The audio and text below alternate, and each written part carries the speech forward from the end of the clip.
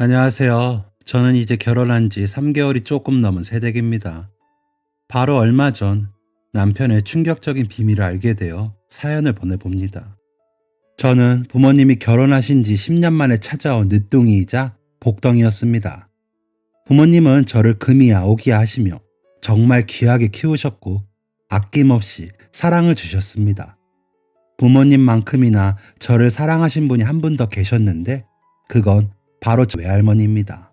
저를 당신의 딸만큼이나 아끼셨던 할머니는 시장을 가거나 목욕탕을 갈 때에도 꼭 저를 데리고 가셨습니다. 그리고 만나는 할머니들마다 저를 소개하며 제 자랑을 하셨습니다. 어릴 때부터 그런 관심과 기대에 익숙했던 저는 기대에 부응하려 발버둥 치지 않아도 항상 기대 이상을 하는 아이가 되어 있었습니다. 초등학생 때는 항상 학교에서 회장을 놓친 적이 없었고 중학생 때까지도 상위권 성적을 유지했습니다. 하지만 고등학교를 들어가면서 제 인생에 약간의 변화가 찾아왔습니다. 성적이 좋았던 저는 중학교 1학년 때부터 과학고등학교를 목표로 했고 과학고등학교에 가고도 남을 성적을 유지했습니다. 그런데 제가 고등학교에 입학하는 연도에 하필 지원자가 너무 많이 몰렸고 성적을 통과한 학생들을 대상으로 뽑기를 진행했습니다. 그 넓은 운동장에 있는 커다란 통에서 빨간색 공을 뽑는 순간 눈물을 콸콸 쏟았습니다. 처음으로 기대만큼 하지 못한 아이가 된 것이었습니다. 부모님과 할머니는 전혀 개의치 않아 하셨지만 저는 너무 속상해서 참을 수가 없었습니다. 일반 고등학교에 가기 싫어서 온갖 방법을 다 썼습니다. 매일같이 과학고등학교에 전화해서 혹시 전학 가거나 입학 거부를 하는 학생이 있는지, 그래서 신입생 티오가 났는지 물어봤고 이외에 외국어 고등학교에도 자리가 있나 알아보며 아마 제정신이 아닌 상태로 마지막 겨울방학을 보냈던 것 같습니다. 할머니가 여느 때처럼 해가 들어오는 거실에 앉으셔서 책을 보시다가 한켠에서 머리를 쥐어뜯고 있는 제게 물었습니다. 송이야, 왜 일반 고등학교에 가기 싫으니? 패배자가 된 기분이에요. 그곳에 가면 내 인생이 망할 것 같고 특별하지 않은 존재가 될 것 같아요. 뭐? 아이, 그런 게 어디 있어. 할머니랑 엄마 아빠는 몰라요. 다 좋은 학교 나오셨잖아요. 성적이 충분한데도 과학 고등학교에 못 가는 게 말이 되나요? 전 실패했어요. 송이야, 학교는 아무 소용없어. 네가 과학 고등학교에 있던 일반 고등학교에 있던 송이는 송이일 뿐이야. 너의 존재가 특별한 건 네가 좋은 학교에 가서가 아니고 너 자신이 좋은 사람이라서 그런 거란다. 넌 언제나 반짝이고 언제나 활짝 필 준비를 하고 있는 송이잖니. 그러니까 괜찮아, 송이야. 젊은 시절부터 소설 작가로 활동하셨던 할머니는 매번 제게 좋은 말을 많이 해주시는 분이셨습니다. 가끔은 그 말이 너무 깊숙하게 들어와서 내 마음을 울리고 흔들어 놓기도 하셨는데 그게 바로 지금이었습니다. 저는 할머니의 말이 끝나자마자 할머니의 무릎에 고개를 파묻고 엉엉 울었습니다.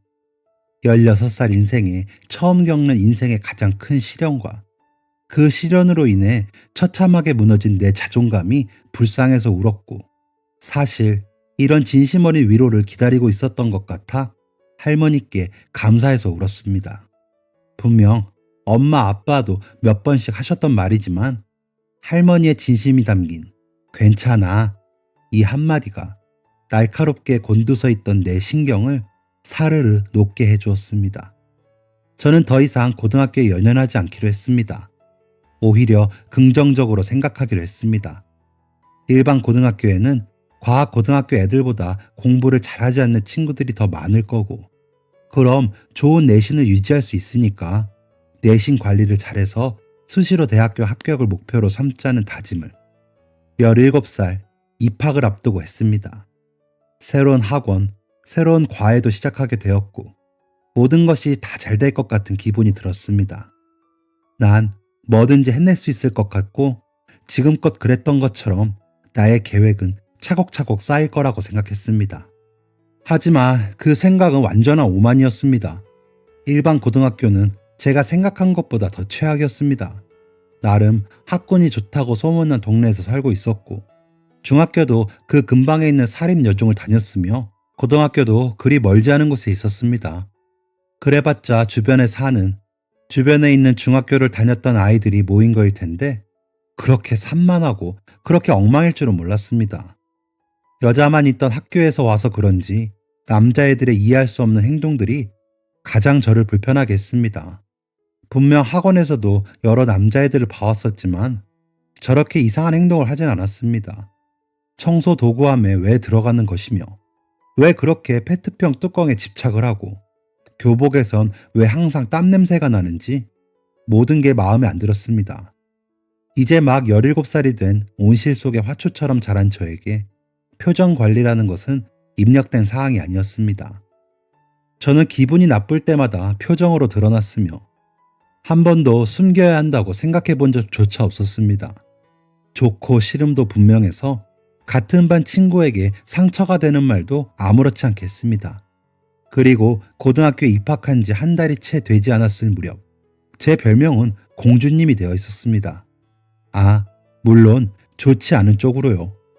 처음엔 어떤 남자아이의 말 한마디에서 시작되었던 것 같습니다.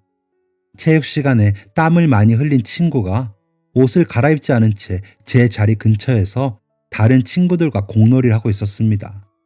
그 역한 냄새에 저는 집중을 할 수 없었고 이름도 잘 모르는 그 친구에게 상처를 주었습니다. 야, 너 냄새나. 다른 데로 좀 가면 안 될까? 친구는 어이없다는 듯 참 하면서 일부러 제가 들으라는 듯 궁시렁거렸습니다. 쥐가 공주님이야 뭐야. 아마 그때부터였던 것 같습니다. 반 친구들이 저를 공주님이라고 부른 게 남자아이 몇몇이 그러더니 나중엔 여자친구들도 덩달아 저를 놀리기 시작했습니다. 제가 좋아하고 가장 잘하는 공부를 할 수 있고 항상 새로운 것을 알아간다는 설렘이 가득했던 학교가 지옥이 되었습니다. 아침에 눈을 뜨는 것이 괴로웠습니다. 아침이 오지 않았으면 좋겠다는 생각을 매일 했던 것 같습니다. 이런저런 핑계를 대며 학교를 빠져볼까 고민도 해봤지만 학교에 다시 돌아가는 순간 지옥은 반복될 테고 그것들 때문에 제 내신이 망가지는 것이 싫었습니다. 억지로 준비를 하고 학교에 가면 항상 제 책상과 의자는 없었습니다. 사물함에 올라가는 앉을 발판으로 쓰인다거나 이해할 수 없는 의자 끌기 놀이 같은 것들에 쓰인다거나 그냥 교실 어디에 굴러다니기 일쑤였습니다. 분명 제 책상과 의자인데 돌려달라고 해도 말을 듣지 않았습니다. 그러다가 선생님이 들어오시기 직전에야 대충 제 쪽으로 던져놓았고 선생님은 제게 일찍 다니라며 훈수를 두는 일이 종종 있으셨습니다. 이 정도는 매일 아침 알람처럼 반복되는 일이라서 익숙했습니다. 견디지 못했던 것들은 제 체육복에 분필가루를 잔뜩 묻혀놓는다던가 제 가방에 몰래 우유를 넣어놓고 실수인 척 터트린다던가 제 지갑을 훔쳐가는 일들이었습니다. 그들은 제가 무시를 해도 소리를 지르고 화를 내도 아랑곳하지 않고 계속 장난을 반복했습니다. 제가 뭘 잘못했던 걸까요? 그저 장난을 칠 대상이 필요했고 그게 마침 제가 된 것 같았습니다. 이런 상황을 담임 선생님께 말씀드린 적이 있었습니다. 30대 중후반의 남자였던 선생님은 원래 친구들끼리는 그러면서 큰다고 하셨습니다. 저는 그들과 친구인 적이 단 한 번도 없었습니다.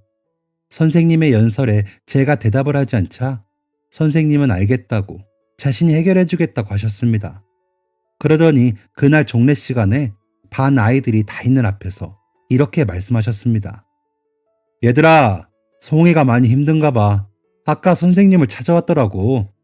송이가 낯도 많이 가리는 것 같고 공부만 열심히 해서 친구 사귀기에 서툰 것 같으니까 잘 챙겨주고 친하게들 지내라. 알았지? 제 심장이 차갑게 얼어붙는 시간이었습니다. 모두들 저를 쳐다보았습니다. 누군가는 비웃는 표정, 또 누구는 찡그린 표정, 또 누구는 한심하다는 표정이었습니다. 제 편은 어디에도 없었습니다. 그날 이후 괴롭힘은 더욱 심해졌습니다. 부모님께 말씀드려볼까도 생각해봤습니다. 하지만 느지막이 저를 낳으시고 세상을 전부 가진 것처럼 기뻐하시는 두 분에게 실망을 안겨드릴 순 없었습니다. 그리고 제가 이런 아이로 자랐다는 사실조차 너무 부끄러워서 말씀드릴 수가 없었습니다. 저의 이런 상황을 가장 먼저 눈치챈 건 바로 할머니였습니다. 일 때문에 바쁘신 부모님보다 할머니와 있는 시간이 훨씬 많았었는데 제가 먼지투성이가 되어 집에 오거나 울면서 집에 오면 항상 할머니가 반겨주었습니다. 할머니는 아무 말도 하지 않으셨습니다. 매번 똑같이 물어보셨습니다. 송이야, 밥은 먹었니? 아마 할머니는 기다리셨던 것 같습니다. 제가 할머니께 혹은 부모님께 모든 사실을 고백하는 날을요. 저는 조심스레 할머니에게 저의 마음을 표현했습니다. 자세한 제 상황을 알면 너무 슬퍼하시고 충격받으실 게 걱정되어 친구들과 못 어울려서 학교에 가기 싫다 정도의 말만 했습니다. 할머니는 너무나 당연하다는 듯 그럼 가지 마 라고 하셨습니다. 그러면서 할머니는 이렇게 말하셨습니다. 할머니는 송이의 행복이 가장 중요하고 송이의 마음이 가장 중요해. 그리고 이건 송이 너에게도 마찬가지여야 해. 네가 행복하지 않고 마음이 좋지 않으면 그건 옳지 않은 거야. 머리를 한 대 맞은 것처럼 저에 대해 다시 생각해보는 계기가 되었습니다. 제 인생에서 가장 중요한 건 저인데 왜 그렇게 남들의 눈치를 보고 부모님의 눈치를 보며 사실을 숨기기에 급급했는지 제 자신이 불쌍해졌습니다. 저는 다음날 학교를 가지 않았습니다. 하루 종일 할머니 옆에 붙어서 뒹굴거리며 책을 보았습니다. 학교 진도를 놓칠 거고 시험이 얼마 남지 않아 가야 했지만 지금 그런 건 아무래도 상관없었습니다. 그리고 전 부모님에게 모든 사실을 털어놓았습니다. 엄마는 꾹 참으며 제 얘기를 들으시다가 끝내 눈물을 쏟으셨고 아빠는 화가 많이 나셨습니다. 그리고 다음 날 저는 부모님과 함께 학교에 갔습니다. 저희 아빠는 대학 교수입니다. 그것도 아주 좋은 학교의 교수이시고 엄마는 유명한 심리학 박사 겸 강사이십니다. 교장 선생님과 교감 선생님, 학생 주임 선생님, 그리고 담임 선생님이 모두 나와 사과를 하셨습니다. 저희 부모님에게 그리고 저에게 몇 번씩 사과를 하셨고 해당 학생들은 모두 징계를 내리겠다고 했습니다. 교내 봉사 일주일, 전 4개월 넘게 왕따를 당했습니다. 그런데 왜 가해자들은 고작 교내 봉사 일주일만 하는 건지 이해할 수가 없었습니다. 그렇지만 그것 또한 정해진 규칙이니 저는 아무 말도 하지 않았습니다. 저를 괴롭히던 애들의 교내 봉사가 끝난 후 바로 방학이 찾아왔습니다. 저는 학원도 다니고 과외도 받고 있었지만 학교에서 공부하는 것을 가장 좋아했었습니다. 그래서 방학에도 보충학습을 일부러 신청해서 학교에 나가 공부를 했습니다. 1학년은 보충학습 참여율이 높지 않아서 보통 30명 정도 각각의 반 학생이 한 반에 모두 모여 수업을 하는데 정해진 자리가 없어서 비어있는 곳 아무 데에나 앉으면 됐었습니다. 가장 좋은 가운데 줄 중간 자리를 앉고 싶어서 일부러 일찍 갔는데 제가 앉고 싶었던 자리에 어떤 남학생이 앉아 있었습니다. 처음 본 애였습니다. 하는 수 없이 그 뒷자리에 자리를 잡고 수업을 들었습니다. 그런데 앞에 있는 남자의 어깨와 키가 너무 커서 제 시야를 자꾸 방해했습니다. 내일은 더 일찍 와서 명당을 앉겠노라 다짐했지만 또 그 남자애가 앉아 있었습니다. 이번엔 그 앞자리를 앉으려고 했는데 다른 아이가 이미 그 앞자리까지 자리를 차지하고 있었습니다. 저는 덩치가 큰 남학생의 어깨를 톡톡 쳤습니다. 저기 내가 네 뒤에 앉으면 칠판이 잘 안 보여서 그러는데 자리 좀 바꿔줄 수 있을까? 그럴래? 미안. 사실 여기가 원래 우리 교실이고 이 자리가 내 자리거든. 그래서 앉았는데 불편할 줄 몰랐네. 앉아. 이제 네가 여기에 계속 앉아도 돼.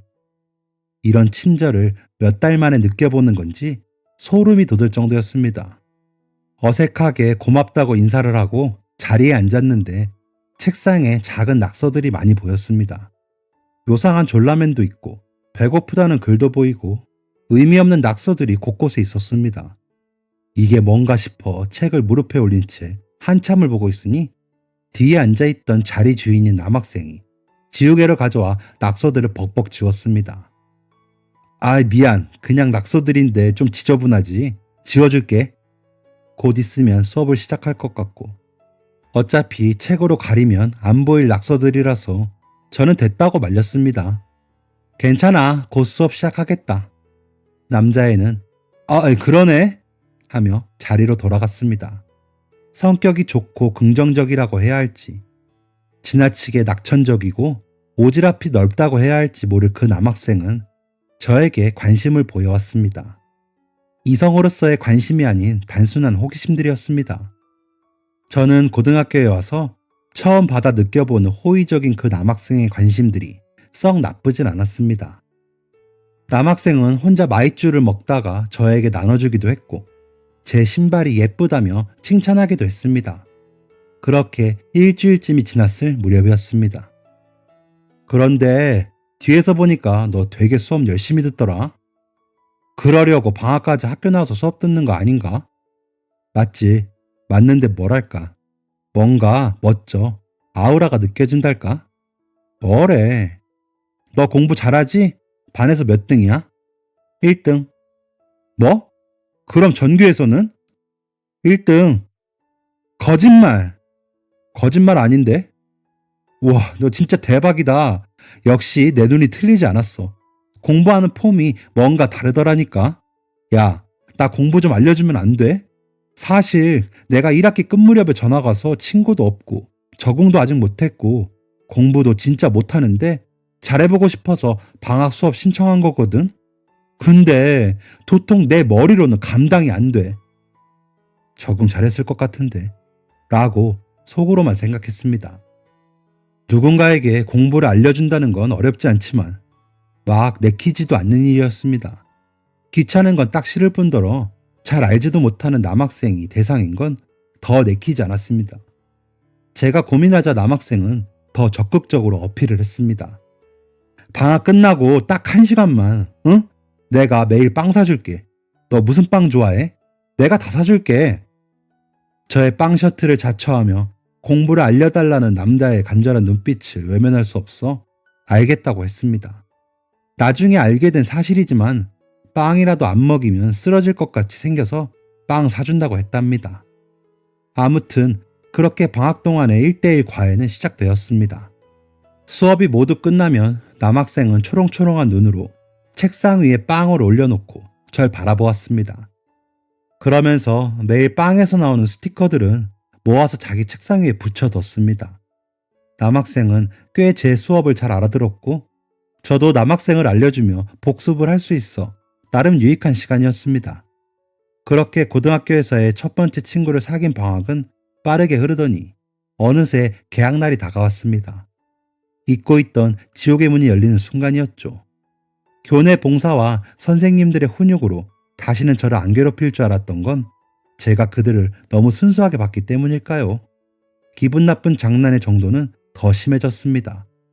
책상 서랍에 케찹을 뿌려 놓는다던가 의자에 침을 뱉어 놓는다던가 하는 누군가를 특정할 수 없는 그런 장난들이 절 더 괴롭게 했습니다. 개학을 하고 나서도 저에게 공부를 배웠던 그 남학생은 저를 종종 찾아왔습니다. 모르는 문제가 있거나 빵에서 스티커가 나왔는데 절 닮았다거나 그냥 심심해서 찾아왔습니다. 가끔 제 표정이 좋지 않은 걸 보고 왜 그러냐고 몇 차례 물었지만 전 말해주지 않았습니다. 너무 창피했습니다. 그러던 어느 날 학교에 가서 자리에 앉았는데 반 학생들 몇몇이 제 쪽을 보며 키득거리며 웃더군요. 쎄한 기분이 들어 제 자리를 유심히 살피려는데 몸이 움직이지 않았습니다. 아니 정확히는 제 치마가 움직이지 않았습니다. 제 의자에 본드가 발라져 있었습니다. 저는 그 상태로 엉덩이를 들지도 고개를 들지도 못하고 가만히 앉아있을 수밖에 없었습니다. 같은 반 학생들 몇 명이 소리내 웃기 시작하더니 다 같이 깔깔거리며 큰 소리로 웃었습니다. 저는 그 틈에서 숨죽여 눈물만 흘렸습니다. 아무런 대책을 세우지 못했는데 1교시가 시작되었습니다. 50분이 어떻게 흘렀는지 몰랐습니다. 쉬는 시간 종이 울리자 반 애들이 저를 툭툭 치거나 일부러 옆에 지나가며 야 일어나봐! 왜 못 일어나? 너 여기에 볼일 보면 안 된다. 나 같으면 쪽팔려서 학교 안 다닌다. 등의 말을 했습니다. 그런 악마들의 속삭임 사이에서 한 목소리가 또렷이 귀에 박혔습니다. 저를 찾는 남학생의 목소리였습니다. 뒷문을 기웃거리며 절 찾던 남학생은 뭔가 이상한 걸 눈치챘는지 제게 달려왔고 금방 제 상황을 알아차렸습니다. 사물함에 체육복 바지 좀 가져다 줘. 제 부탁에 남자애는 재빨리 바지를 가져왔고 자기의 큼지막한 교복 가디건을 벗어 저를 가려주었습니다. 저는 치마 속으로 바지를 입고 가방에 있던 쪽가위로 치마를 잘라냈습니다.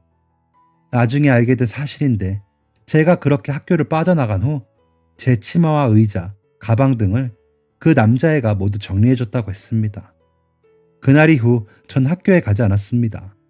다른 학교로 전학을 가지도 않았고 학원도 과외도 모두 끊었습니다. 도망치기 싫어 버티고 버텼던 지난날이 허무하게 느껴질 정도로 개운했습니다. 부모님은 아무런 고민 없이 저를 지지해 주셨습니다.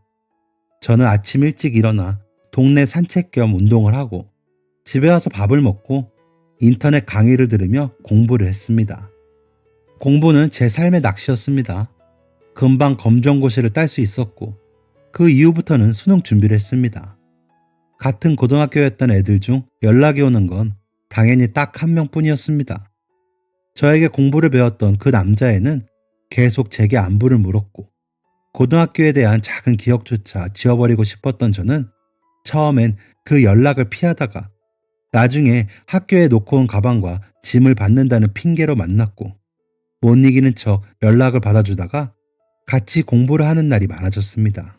독서실에 가기도 하고 시험 기간이라 독서실에 같은 고등학교 애들이 많을 땐 저희 집이나 남학생 집에서 공부를 하기도 했습니다.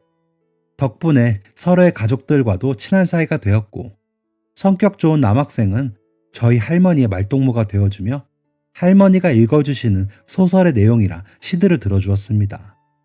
그렇게 수능 하나만 바라보고 미친 듯이 공부를 하며 2년이 흘렀습니다. 저희는 노력에 대한 보상을 받는 건지 둘 다 수능에서 정말 좋은 성적으로 같은 학교에 입학했습니다. 저는 이공계 계열의 학과를 갔고 남학생은 인문계 계열의 학과를 가게 되었습니다. 합격자 발표가 나온 날 남학생과 저는 태어나서 처음으로 치맥이라는 것을 했습니다. 그리고 그날 남자의 고백으로 저희는 사귀게 되었습니다. 맥주 한 잔에 취해서 털어놓기로는 처음 봤을 때부터 예뻐서 반했고 그 이후 저를 안 좋아한 적이 없었는데 제가 너무 철벽을 쳐서 감히 고백할 수가 없었다네요. 그래서 수능이 끝나기만을 하염없이 기다렸더랍니다. 아마 그 전에 고백했어도 받아줬을 텐데 말이죠. 그렇게 낭만과 청춘으로 가득한 캠퍼스 라이프를 즐긴 저희는 건강한 연애도 잘 유지하며 어느새 부부가 될 준비를 하고 있었습니다. 둘 다 석사 과정까지 마치고 바로 식을 올리기로 예정이 되어 있었고 그동안 너무 바빠서 뵙지 못했던 서로의 부모님께 인사를 드렸습니다.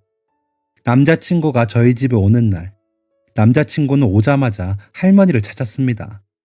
사실 깜빡하고 남자친구에게 말하지 못했는데 할머니께서 1년 전쯤 갑자기 건강이 안 좋아지시면서 큰아빠 댁에 가서 살게 되셨습니다. 저희 집에 계속 계셔도 됐지만 부모님과 저 모두 바빠서 잘 보살펴드리지도 못하기도 했고 의사인 큰아빠와 전업주부이신 큰엄마가 남은 날이라도 직접 보살피시기를 원하셔서 모시게 되셨습니다. 남자친구는 아쉬워하는 기색을 보이며 할머니 방을 기웃거렸습니다.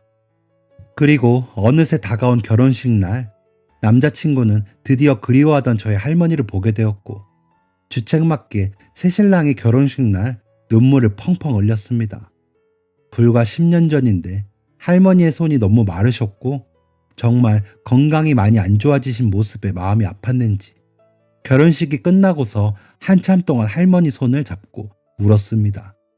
아마 남편이 어렸을 때부터 지금은 돌아가신 외할머니의 손에 자라서 더 감정이 치민 듯 했습니다. 할머니는 시력이 많이 안 좋아지셔서 우는 남편의 눈을 잘 못 마주치셨지만 인자하고 따뜻한 미소는 여전하셨습니다. 남편은 신혼여행을 떠나러 공항으로 가는 차에 탈 때까지도 할머니께 눈을 떼지 못하였습니다. 저희는 제주도에서 꿈같은 일주일의 신혼여행을 보내고 왔습니다. 매일 눈을 떴을 때 제 옆에 누군가 누워있다는 사실은 정말 신기하고 편안했습니다. 같이 눈을 떠서 마주 앉아 같은 아침밥을 먹는 것도, 아침에 같이 늦잠 자는 일도, 밤새 좋아하는 드라마를 정주행하는 일도 모두 행복 그 자체였습니다. 하지만 그 행복은 그리 오래가지 않았습니다. 신혼여행에서 돌아온 후 남편이 집에 오는 시간이 점점 늦어졌습니다. 분명 결혼 전만 해도 퇴근만 하면 저에게 달려오던 사람이었습니다. 퇴근 시간이 남편보다 이른 저는 집에서 항상 남편이 오면 같이 먹을 저녁을 차려놓는데 매일 같이 먹던 저녁밥을 같이 먹는 날이 점점 줄어들더니 나중엔 아예 자정을 넘기고 오는 일도 있었습니다. 그렇다고 술을 먹는 것도 아니고 별다른 말 없이 일이 늦게 끝났다고만 하는 남편이 수상했습니다. 어디 갔다 와? 일이 늦게 끝났어. 기다렸어? 미안해. 정말 늦게 끝난 거 맞아? 요즘 너무 늦는 거 아니야? 요즘 좀 바빠서. 미안해, 송이야. 빨리 올게. 한 번씩 기분 상한 티를 내면 그 이후 하루 이틀 빨리 오는가 싶더니 또 늦어지는 일이 반복되었습니다. 비행을 해볼까? 블랙박스를 볼까? 핸드폰 검사를 할까? 등 수없이 고민했지만 남편은 그럴 사람이 아니었고 혹시나 정말 뭐라도 나올까봐 무서웠습니다. 그렇게 결혼 생활 3개월 중 대부분의 시간을 의심하고 다투며 지냈던 것 같습니다. 그러던 어느 날 일을 하고 있는데 엄마에게 전화가 왔습니다. 할머니가 돌아가셨다는 소식. 바로 장례식장으로 달려갔습니다. 가면서 남편에게 소식을 전했고 남편은 짧은 대답과 함께 전화를 끊어버리더니 저보다 먼저 장례식장에 와 있었습니다.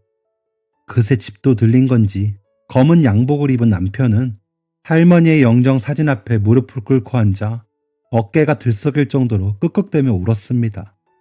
다행히 아직 조문객이 없었던지라 저는 굳이 남편의 감정을 말리지 않았습니다. 그때 한쪽에서 조용히 눈물을 흘리던 큰엄마께서 남편에게 다가오더니 남편의 손을 꼭 잡았습니다. 고맙다. 고마워 민성아. 네 덕분이야. 네 덕분에 할머니가 편하게 가신 거야. 고마워 민성아. 큰엄마는 알 수 없는 말들을 하시면서 남편에게 고마움을 표하셨습니다. 남편은 고개만 끄덕이며 여전히 눈물을 흘리고 있었습니다. 남편이 안쪽 방에서 마음을 진정시키는 동안 저는 큰엄마에게 뭐가 고맙다는 건지 물어봤습니다. 큰엄마는 민성이가 말하지 말랬는데 이제 괜찮겠지 하면서 이야기를 시작하셨습니다. 저희의 결혼식이 끝나고 며칠 뒤 남편이 큰엄마에게 전화를 했더랍니다. 저희 엄마에게 큰엄마 번호를 물어본 것이었고 남편은 큰엄마에게 할머니를 보러 가도 되냐고 물었답니다. 큰엄마는 당연히 된다면서 남편을 초대했고 남편은 점점 야위어가고 점점 힘이 없어져가는 할머니를 보면서 직감적으로 얼마 안 남았다는 것을 알았는지 거의 매일같이 할머니를 찾아갔다고 했습니다. 그러면서 제게 말하면 제가 부담을 느끼고 괜히 걱정을 할 거라면서 절대 비밀로 해달라고 했답니다. 남편은 할머니를 찾아가서 10년 전 할머니가 남편에게 그러셨던 것처럼 눈이 침침하신 할머니께 책을 읽어드리고 시를 읽어드렸다고 했습니다. 큰엄마가 보기엔 할머니가 그 시간을 가장 좋아하셨고 낮 중에도 어눌하신 발음으로 남편을 찾는 일이 많았다고 했습니다. 저는 남편에게 고마운 마음과 미안한 마음이 동시에 번졌습니다. 할머니를 신경 쓰고 챙겨준 것에 대한 고마움과 그동안 속사정도 모르고 의심하고 투정 부린 지난 날들이 미안해졌습니다. 다음 날 남편과 저는 큰엄마의 부탁으로 큰엄마 댁에 가서 할머니의 짐을 챙기게 되었습니다. 짐이라고 해봤자 옷 몇 벌과 책 몇 권 정도가 전부였습니다. 남편은 할머니의 침대를 정리하다가 무언가를 발견하더니 말없이 침대에 주저앉았습니다. 남편은 손에 들린 종이를 찬찬히 읽어내려갔고 붉어진 눈으로 제게 보여줬습니다. 민성아, 할머니는 이제 책을 볼 수 없어서 네가 오지 않는 날에는 라디오를 들어. 얼마 전에 라디오를 듣는데 이런 노래가 나오더구나. 그곳에서 울지 마오. 나 거기 없소. 나 그곳에 잠들지 않았다오. 그곳에서 슬퍼 마오. 나 거기 없소. 그 자리에 잠든 게 아니라오. 나는 천의 바람이 되어 찬란히 빛나는 눈빛 되어 곡식 연그는 햇빛 되어 하늘한 가을비 되어 그대 아침 고요히 깨나면 새가 되어 날아올라 밤이 되면 저 하늘 별빛 되어 부드럽게 빛난다오. 민성아, 송이가 안 그래 보여도 많이 여린 아이야. 할머니 목까지 사랑해 주길 바란다. 할머니가 언제나 너희를 지켜주마. 할머니의 떨리는 손으로 보이지 않는 눈으로 꾹꾹 눌러 아주 크게 쓴 편지를 읽는 순간 저도 모르게 눈물이 뚝뚝 떨어졌습니다. 남편과 부둥켜 안고 한참을 울었던 것 같습니다. 계속 흐르는 눈물을 닦아내며 할머니 방을 정리하는데 이런 편지가 수십 개가 나왔습니다. 받는 사람은 모두 남편이었습니다. 아마 할머니는 당신이 돌아가신 뒤 방을 정리하러 남편이 올 거라는 것을 알고 계셨던 것 같습니다. 남편이 소중히 편지를 모았습니다. 그리고 할머니를 끝까지 잘 보내드리고 집에 와서 편지를 하나하나 한 글자도 놓치지 않으려는 듯 꼼꼼하게 읽고 차곡하게 모아 보관했습니다. 남편은 세상에서 다시는 없을 가장 값진 선물이라며 저에게 그런 좋은 분을 만날 수 있게 해줘서 고맙다고 하더군요. 감사의 인사는 제가 해야 하는데 말이죠. 더불어서 남편은 그동안 일한다는 거짓말을 하고 할머니를 만나서 미안하다고 됐습니다. 그리고 그날 밤새 할머니께 어떤 책을 읽어드렸는지 어떤 대화를 나눴는지 말해주었고 개구진 표정으로 할머니와 같은 찍은 사진도 보여줬습니다. 아직도 틈날 때마다 할머니의 편지를 꺼내보는 고마운 남편. 제가 무슨 복이 있어서 저렇게 든든하고 듬직하고 자상한 사람을 만나게 되었을까요? 혹시 이 사연이 공개되게 된다면 남편에게 하고 싶은 말이 있습니다. 여보, 학창시절부터 지금까지 항상 날 지켜줘서 고마워. 듬직한 덩치에 안 맞게 감수성이 너무 여려서 가끔 놀랄 때도 있지만 그런 당신이 너무 좋아. 우리 항상 할머니가 지켜보고 계신다고 생각하고 더 열심히 더 똑똑하게 살자. 내 인연이 되어줘서 고맙고 정말 사랑해. 지금까지 사연 들어주셔서 감사합니다. 사연이 재밌으셨다면 구독과 좋아요를 눌러주세요. 감사합니다. 안녕히 계세요.